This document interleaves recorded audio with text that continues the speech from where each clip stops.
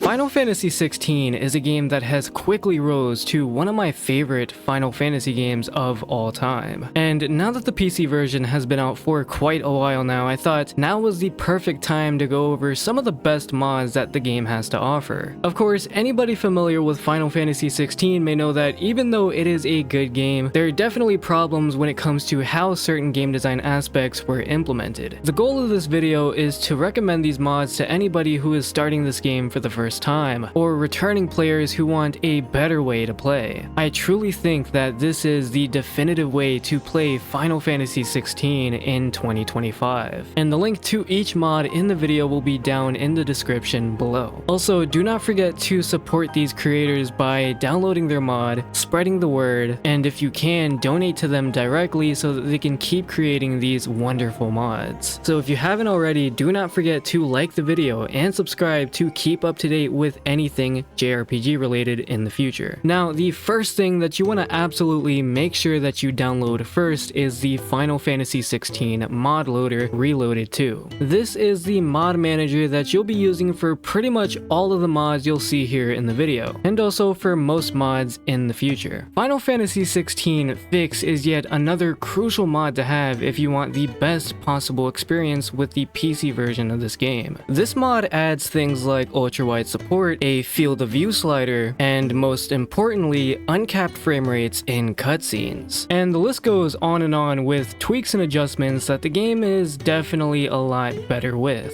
Of course, the biggest thing here is uncapped frame rates in cutscenes, as without it, every cutscene in the game is annoyingly locked to 30 FPS. The reason for this is pretty much because this is a setting that is based off of the PS5 version, and by locking the cutscenes to 30 FPS, they can use these settings to push the visual quality even further, thus making the cutscenes that much more pretty to look at. But this is an absolutely crucial mod to have if you want those uncapped frame rates and those extra quality of life features and settings that you wouldn't normally have by default. Now, next up is the basic difficulty and critical mode mods. On the base version of both the PS5 and the PC, the lack of difficulty or challenge was one of the biggest criticisms from both fans and critics. And it's because of that these two mods came out extremely fast to really remedy those very prominent outcries by the fanbase. Now, what I would suggest is that if this is your first playthrough or you're replaying this game and want a boost in challenge across the board, I would suggest using the basic difficulty mod. What's good about this is that not only is it a major boost in difficulty, but it's also a highly modular mod where you can customize things like enemy health and your own damage. Additionally, the critical mode mod is also a very good option if you want the most challenge from Final Fantasy XVI. That said, it is only recommended that you use this mod during Final Fantasy Mode New Game Plus or Final Fantasy Arcade Mode, and I myself would only recommend using this mod if you want an extreme challenge, but be warned that this mod in particular is not perfect. The reason being that unlike the basic difficulty mod, this one is not fully modular. So things like the enemy health is going to be extremely tanky, I mean even more tanky than the other difficulties in the game, and while it's the most significant boost in challenge in the game, I would not recommend using this unless you've played the game multiple times. But out of these two mods that I have played personally, I would recommend that you use the basic difficulty mod if you're going through a regular playthrough, whether that be on the regular difficulties or Final Fantasy mode, and you're playing through the story. Definitely use this mod if you want a moderate boost in challenge that is highly modular all around, and only really using the critical mode mod when you've played the game multiple times and just want the ultimate challenge. Another mod that I think a lot of people will enjoy is the reduced skill cooldowns. I know there's a lot of people who don't really like the cooldowns and think they're a hindrance to doing things like combos or really just making the game slower. Now, while I don't necessarily agree with all of that, I do think that this is still a really good mod to have if you really just want to go ham with the combat and just use any skill to your liking. It's still a really fun mod to use if you've already played through the game once and just want to mess around with the combat as much as possible. Although again, I would recommend that that you do not use the reduced cooldowns on your first playthrough, as I think that cooldowns are a necessary part of the design structure of Final Fantasy XVI's combat in the way that the combat flows, as well as the different mechanics in the game like the stagger system. In my experience, while the reduced cooldowns is a really fun mod to use, I really do think it breaks the flow of a lot of encounters within the game, where you can really just spam any ability you wanted without any limits, and things like the stagger system also become obsolete because you can pretty much just spam any ability you wanted, including ultimates. So yes, I do think that skill cooldowns are a necessary aspect within the design structure of the combat, but again, if you really wanted to try this out, I would still highly recommend it, as it's really just a fun mod to use, especially when messing around with the combat. Now, this is going to be one of the cooler mods in the game, and that is the gear and recipe overhaul. To make up for Final Fantasy XVI's lack of RPG elements besides its accessories and gear stats, mod creator M Thunder has given us a complete overhaul to all of the weapons in the game. Now, in addition to having attack and stagger stats, we now have unique traits on every single weapon in the game. This encourages players to switch weapons more often and make use of each sword's different traits in a way that the original game never did. When you compare that to the progression in the base game, it was pretty much if you saw a bigger number on a new weapon than the one that you already had, then you just equip that. A very linear progression system that really didn't add any variety. But this mod gives you that incentive to switch weapons even if it doesn't do as much damage as what you're using currently or the best weapon in the game. Maybe it's a sword that charges your limit break faster with every hit. Maybe it reduces the cooldown rate of skills even more. Or maybe it increases Torgal's attack potency. All is to say that if you're coming back to replay this game, or this is your first playthrough, I would highly recommend that you use this mod as a default from now on. It's really one of those mods that once you try it for the first time, you will never be able to go back to the original. It really is just that good. And speaking of mods that are so good that you cannot go back to the original, is the combat mod Logos Unleashed. Now, this comes from the same creator from the last mod on the list, and they created a combat mod here that absolutely blew my mind. This is really one of the first fully fledged combat mods for Final Fantasy XVI that adds directional input and more base options to Clive's kit. Essentially, this mod pretty much implements actions and abilities in a more ideal way so that combat is just that much more smoother. So for instance, when it comes to the new addition of directional icon abilities, you can now execute things like up circle, down circle, and even new button combinations like R2 and circle. These actions are pretty much abilities that are already in the game, but instead of cooldowns, they're implemented as base actions for Clive's kit to use in quick succession. Additionally, more base actions include a dedicated parry button by pressing R2 and jump. This allows you to do an attack with Odin's sword, which is a lot more useful when performing parries, as well as being able to lunge in the air, which I found very helpful, especially when I didn't have Phoenix as an option. And just recently, the mod was also updated to have combo finishers as well. Hitting L3 plus attack while timing that with every swing that you do, whether it be magic burst or a regular combo, will allow you to do different icon finishers depending on the swing that you're on. But all in all, I cannot stress enough that if you enjoyed the combat in Final Fantasy XVI but just wanted more from it, this mod is absolutely for you. It doesn't necessarily add anything new, but what it does do is implement abilities and actions in a more ideal way in Clive's base kit. And for that, it just makes the combat that much more fluid and stylish with all of the different actions that you have.